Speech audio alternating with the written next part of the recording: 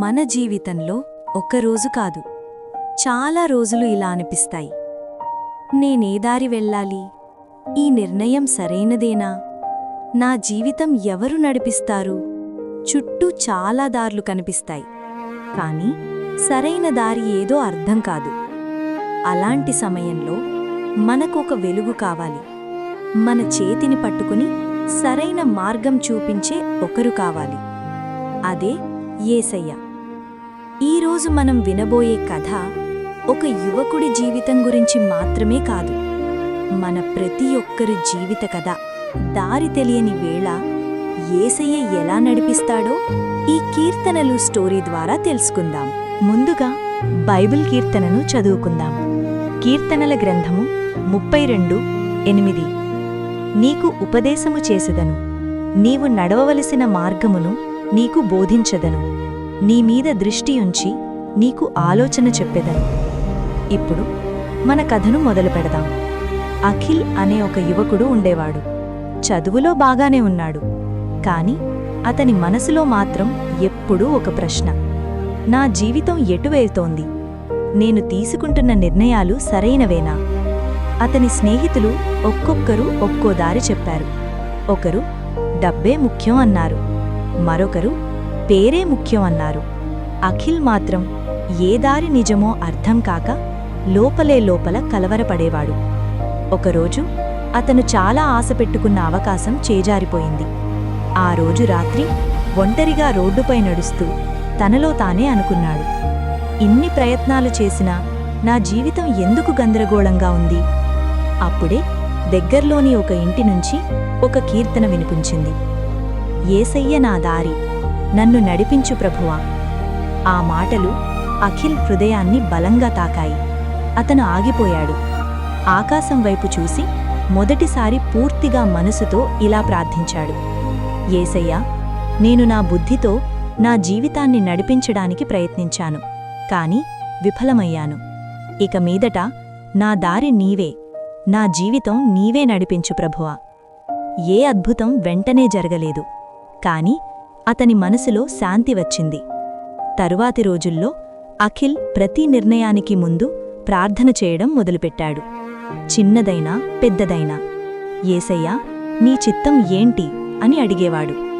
మెల్లగా అతనికి సరైన అవకాశాలు వచ్చాయి. తనకు సరిపోయే దారి కనిపించింది. ముఖ్యంగా అతని జీవితం ఇప్పుడు అర్థవంతంగా మారింది.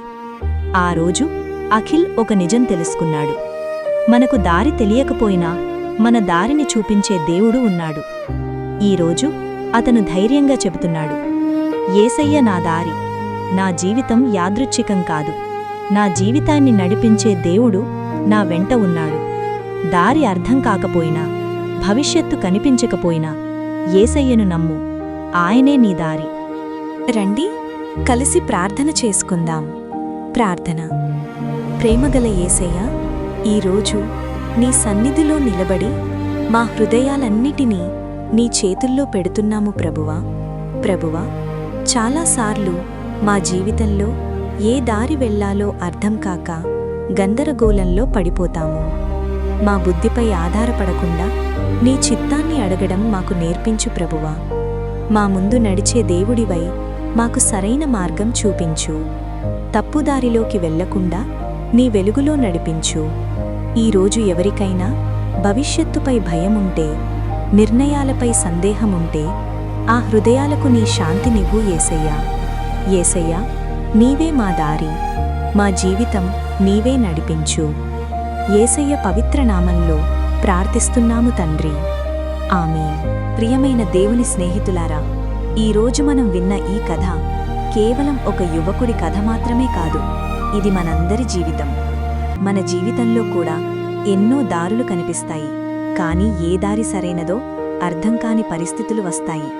అలాంటి వేళ మన బుద్ధి మీద కాదు, మన పరిస్థితుల మీద కాదు, యేసయ్య మీద ఆధారపడాలని ఈ కథ మనకు గుర్తు చేస్తుంది. ఈరోజు మీరు ఏదైనా నిర్ణయం తీసుకోబోతున్నారా? లేదా భవిష్యత్తు గురించి భయపడుతున్నారా? ఒక్క మాట గుర్తుంచుకోండి: మనకు దారి తెలియకపోయినా మన దారిని చూపించే దేవుడున్నాడు. యేసయ్య నా దారి అని మనస్ఫూర్తిగా చెప్పగలిగితే మన జీవితం ఎప్పుడూ తప్పుదారి పడదు. ప్రియమైన సోదరులారా, సోదరీమణులారా, ఈ కథ మీ హృదయాన్ని తాకితే, మీ జీవితానికి మాట్లాడితే, దయచేసి ఈ వీడియోని లైక్ చేయండి, మీ కుటుంబంతో, స్నేహితులతో షేర్ చేయండి. ఎందుకంటే ఇది ఎవరికో ఒకరికి సరైన దారి చూపించే వెలుగై మారవచ్చు. ఇలాంటి బైబిల్ కీర్తనలు, స్టోరీస్, జీవితాన్ని మార్చే దేవుని కథలు, ఆశ, ధైర్యం, విశ్వాసం నింపే సందేశాలు మరిన్ని చూడాలంటే మన ఛానల్ను సబ్స్క్రైబ్ చేయండి మరియు బెల్ ఐకాన్ నొక్కండి. తదుపరి కథ మిస్ కాకుండా మరొక అందమైన కథతో త్వరలో మళ్ళీ కలుద్దాం. అంతవరకు మీ జీవిత దారి మీద యేసయ్య మీతో పాటు నడవాలని హృదయపూర్వకంగా కోరుకుంటూ యేసయ్య మీ అందరికీ ఆశీర్వదించుగాక. ఆమేన్.